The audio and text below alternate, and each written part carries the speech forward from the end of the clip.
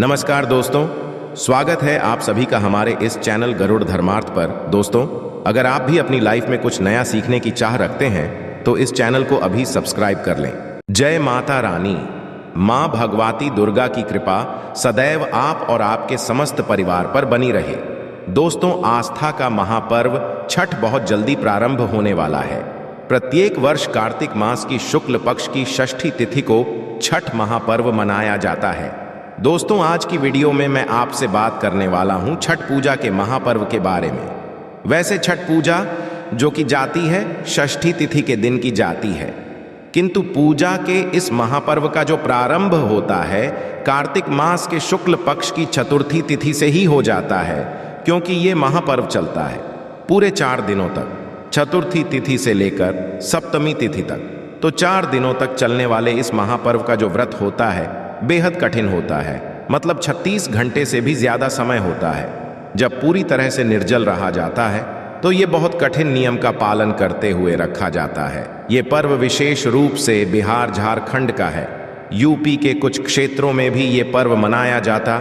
ये व्रत संतान के सुखी जीवन की कामना के लिए किया जाता है। संतान की प्राप्ति के लिए भी बहुत सी महिलाएं इस व्रत को धारण करती हैं।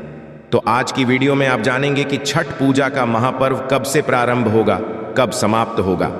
छठ का व्रत यदि आप धारण करते हैं तो नहाई खाई कब करना है, खरना का व्रत किस दिन करेंगी, और छठ पूजा का जो मुख्य व्रत होता है जिस दिन भगवान सूर्य देव को जल अर्पित किया जाता है, अर्घ्य दिया जाता है, और फिर अगले दिन सुबह उठकर जो अर्घ्य दिया जाता है, ये आपको कब करना है। मतलब छठ के नहाए खाए तक की संपूर्ण जानकारी आपको आज की वीडियो में मैं शेयर करने वाला हूं। इसके अलावा बहुत से भक्तों के प्रश्न आ रहे हैं कि क्या हम पहली बार छठ महापर्व उठा सकते हैं। छठ का व्रत यदि हम करना चाहते हैं तो क्या पहली बार ही कर सकते हैं, क्योंकि इस बार अधिक मास लगा है।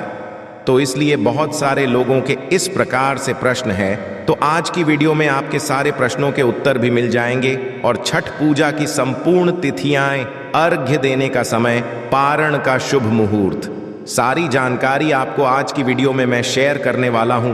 तो आज की वीडियो बहुत महत्वपूर्ण है, पूरा जरूर लीजिए। अच्छी लगी वीडियो तो लाइक भी जरूर कीजिएगा, क्योंकि आपके लाइक्स, आपके कमेंट्स मेरे लिए बहुत महत्वपूर्ण होते हैं। यही एकमात्र जरिया है जिनसे मुझे पता चलता है कि आपको ये वीडियो अच्छी लगती है और आपके लिए ये वीडियो उपयोगी है। तो यदि वीडियो अच्छी लगे तो लाइक तो जरूर ही किया कीजिए। और अब बात करते हैं छठ पूजा के नहाई खाई से लेकर पारण तक की संपूर्ण विधि और नियम के बारे में। तो देखिए, छठ पूजा का पहला दिन होता है नहाई खाई का दिन। इस दिन व्रती को बिल्कुल शुद्ध और सात्विक भोजन लेना होता है। शास्त्रों में तो ये कहा गया है कि के दिन नदी में स्नान करना चाहिए। अब देखिए, सबके पास तो ऐसी सुविधा है नहीं कि नदी में स्नान कर पाए, तो अपने घर में भी आप गंगा जल मिश्रित जल से स्नान कर सकते हैं। और स्नान करने के पश्चात बिल्कुल साफ सुथरा, शुद्ध और सात्विक भोजन करना चाहिए। और न केवल व्रत करने वाले को, बल्कि घर में जितने भी सदस्य हैं, जो भी परिवार के सदस्य हैं, चाहे वो बच्चे हैं, बड़े हैं या बूढ़े हैं, परिवार के किसी भी सदस्य को लहसुन प्याज का सेवन नहीं करना है, मांस मदिरा का सेवन नहीं करना है। एक दिन पहले ही घर की साफ सफाई कर दी जाती है। घर में जितनी भी तामसिक चीजें, सभी चीजें एक दिन पहले से ही वर्जित हो जाती हैं। तो नहाई खाए के दिन बिल्कुल शुद्ध और सात्विक भोजन बनता है। ज्यादातर स्थानों पर चने की दाल और कद्दू की सब्जी बनती है, चावल बनता है। तो बिल्कुल शुद्ध और सात्विक भोजन करके ही व्रती अपने व्रत का नियम प्रारंभ करते हैं। तो वो प्रारंभ हो जाता है कार्तिक मास के शुक्ल पक्ष की चतुर्थी तिथि से। तो चतुर्थी तिथि के दिन नहाई खाए का दिन होता है। फिर अगला दिन यानी कि पंचमी तिथि को खरना किया जाता है। खरना बिल्कुल ही निर्जल रखा जाता है, मतलब बिल्कुल भी आपको जल का सेवन करना होता है। खरना का व्रत जो होता है बिल्कुल निर्जल व्रत होता है। शाम के समय एक समय मीठा भोजन किया जाता है। इस दिन गुड़ से बनी हुई चावल की खीर बनाई जाती है, और फिर कुछ स्थानों पर गुड़ की खीर के साथ रोटी बनाई जाती है, मतलब बिल्कुल सादा रोटी, और इसमें घी लगाकर फिर गुड़ की खीर के साथ व्रती अपना व्रत खोलते हैं। किंतु कई स्थानों पर गुड़ की खीर के साथ पूरियां भी बनाई जाती है। तो जिस भी प्रकार से आपके घर के नियम हैं, आप उसी प्रकार से नियम पालन कर सकते हैं। अब नियम के अनुसार तो देखिए, कहा जाता है कि छठ का जो भी प्रसाद बनता है नए चूल्हे पर बनता है। छठ के लिए अलग से मिट्टी का नया चूल्हा बनाया जाता है, फिर आम की लकड़ी जलाकर उसी में प्रसाद बनता है। जो भी व्रती के लिए भी जो भोजन बनता है वो इसी प्रकार से नए चूल्हे पर ही बनता है। मतलब नॉर्मली जो प्रतिदिन चूल्हा प्रयोग किया जाता है उसका प्रयोग प्रसाद खाने के लिए, प्रसाद बनाने के लिए नहीं किया जाता। किंतु अब क्योंकि शहरों में बहुत से लोग रहते हैं तो किस प्रकार से वो अलग से चूल्हा बनाएं, ये पॉसिबल नहीं हो पाता है। तो ऐसे में आपको घर में अपने साफ सफाई का पूरा ध्यान रखना है। मतलब देखिए, ऐसा नहीं होना कि आपके घर में नॉन वेज बनता है उसी चूल्हे पर, फिर उसी चूल्हे पर आप छठ पूजा का प्रसाद बना रहे हैं। ऐसा बिल्कुल मत कीजिएगा।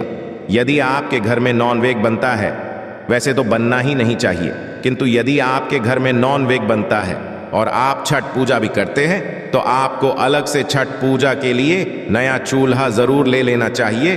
किंतु यदि आपके घर में केवल लहसुन प्याज बनता है तो ऐसे में आप चूल्हा साफ करके भी उस पर प्रसाद बना सकते हैं।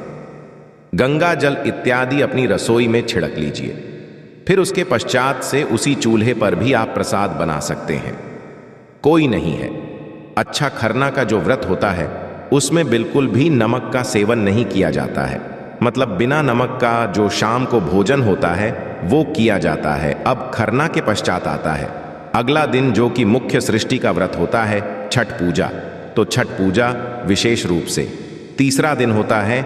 इस दिन संध्या काल में अर्घ्य दिया जाता है अस्ताचलगामी सूर्य को।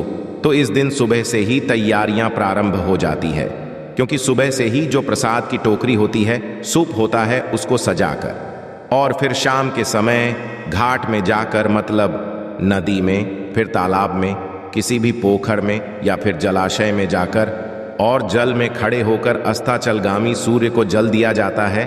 तो मुख्य प्रसाद के रूप में ठेकुआ बनाया जाता है, फल इत्यादि टोकरी में सजाए जाते हैं, सूप में सजाया जाता है और फिर भगवान सूर्यदेव को अर्घ्य देने के लिए व्रती संध्या काल में, मतलब शाम के समय चले जाते हैं घाट के पास और वहां जाकर जल में खड़े होकर डूबते हुए सूर्य को अर्घ्य देते हैं और भगवान सूर्यदेव से प्रार्थना करते हैं। छठ पूजा के महापर्व का चौथा दिन होता है सप्तमी तिथि, जिसमें सुबह उगते हुए अर्घ्य देने के पश्चात इस व्रत का पारण किया जाता है। तो छठ महापर्व के चौथे दिन यानी कि सप्तमी तिथि के दिन ब्रह्म मुहूर्त में ही व्रती घाट पर पहुंच जाते हैं और वहां जाकर जल में खड़े होकर सूर्य के उदय होने का यानी कि सूर्योदय होने का इंतजार करते हैं। फिर जब भगवान सूर्य देव उदित होते हैं तो उगते हुए सूर्य को देखकर और उन्हें अर्घ्य दिया जाता है और इसी के साथ इस व्रत का, इस पर्व का समापन होता है। उगते हुए सूर्य को अर्घ्य देने के पश्चात व्रती प्रसाद खाकर अपने व्रत का पारण करते हैं और 4 दिनों तक वाले इस आस्था के महापर्व का समापन हो जाता है। और अब बात करें कि इस साल यानी कि साल 2023 में छठ महापर्व का प्रारंभ कब से होगा। देखिए, नहाए खाए 17 नवंबर को है, यानी कि 17 नवंबर 2023 से शुक्रवार से ही व्रत का प्रारंभ हो जाएगा। यानी कि महापर्व का प्रारंभ जो हो रहा है शुक्रवार से होगा। 17 नवंबर से 18 नवंबर को यानी कि शनिवार के दिन आप खरना करेंगे। 19 नवंबर 2023 यानी कि रविवार के दिन षष्ठी तिथि का मुख्य व्रत रखा जाएगा। मतलब को अस्ताचलगामी सूर्य को जो अर्घ्य देना है वो आपको रविवार के दिन करना है। 19 नवंबर 2023 को 20 नवंबर को यानी कि सोमवार के दिन सुबह उगते हुए सूर्य को जल देकर आप अपने व्रत का समापन करेंगे, व्रत का पारण करेंगे। इस व्रत में सूर्योदय और सूर्यास्त का बहुत महत्व होता है। तो 17 नवंबर को सूर्योदय काल का समय रहेगा सुबह 6:45 पर और शाम को सूर्यास्त होने का समय रहेगा शाम को 5:27 तक। मतलब 17 नवंबर के सूर्योदय और सूर्यास्त का समय आपको ये प्राप्त हो रहा है। नवंबर को सूर्योदय काल का समय रहेगा सुबह 6:46 पर और सूर्यास्त का समय रहेगा शाम को 5:26 पर और 19 नवंबर को सूर्यास्त का समय होगा शाम को 5:26 पर। 19 नवंबर को सूर्यास्त होने का समय बहुत महत्वपूर्ण है, इसे नोट करके रखिए क्योंकि इसी समय में सूर्य को अर्घ्य देना है। अस्ताचलगामी सूर्य को अर्घ्य देने का समय रहेगा शाम को 5:26 पर 19 नवंबर 2023 को रविवार के दिन, और 20 नवंबर 2023 को सूर्योदय काल का समय रहेगा सुबह 6:00 पर। इसी समय में आपको उगते हुए सूर्य को अर्घ्य देना है और अपने व्रत का समापन करना है। इस व्रत में छठ माता की और भगवान सूर्यदेव की विशेष रूप से पूजा आराधना की जाती है। छठ माता जो कि सृष्टि देवी मानी गई है, इनकी पूजा से संतान प्राप्ति में आ रही बाधाएं भी दूर होती है और संतान की हर प्रकार के संकटों से रक्षा भी होती है। ऐसा कहा जाता है कि छठ महापर्व का व्रत धारण करने से, छठ महापर्व की पूजा करने से घर में सुख समृद्धि आती है, क्योंकि छठ माता समस्त प्रकार की को पूर्ण करने वाली देवी मानी गई है। तो इनकी पूजा करना अत्यंत श्रेष्ठ माना गया है। अब कई लोगों के प्रश्न है कि क्या हम पहली बार छठ का व्रत शुरू करना चाहते हैं तो कर सकते हैं। देखिए, इस साल लगा है अधिक मास, और ऐसा कहा जाता है कि जिस साल अधिक मास लगता है उस साल छठ पूजा का व्रत शुरू नहीं करना चाहिए, किंतु फिर भी आप अपने परिवार में ज़रूर पूछ लीजिए। यदि आपके बड़े बुजुर्ग इस बात की राय दे रहे हैं कि आप व्रत कर सकते हैं तो बिल्कुल आप कर सकते हैं, किंतु बिना पूछे आपको पहली बार ये व्रत शुरू नहीं करना है। वैसे भी छठ पूजा का जो व्रत होता है वो बिल्कुल हमारे परिवार में जिस प्रकार से होता है हम उसी प्रकार से करते हैं। किसी को देखकर या किसी और के परिवार का नियम हम अपने परिवार में नहीं लेते हैं। तो छठ माता का व्रत बहुत सारे नियमों का पालन करने के पश्चात ही किया जाता है। कई कठोर नियम हैं इसमें जिनका पालन करना अत्यंत आवश्यक होता है। तो आपको अपने परिवार के नियम और परंपरा का ध्यान रखकर ही छठ पूजा का व्रत शुरू करना है। आशा है कि आज की इस प्रस्तुति में बताई गई जानकारी आपको अच्छे से समझ आ गई होगी। वीडियो अच्छा लगा हो तो एक लाइक अवश्य कर दें। धन्यवाद वीडियो के अंत तक बने रहने के लिए।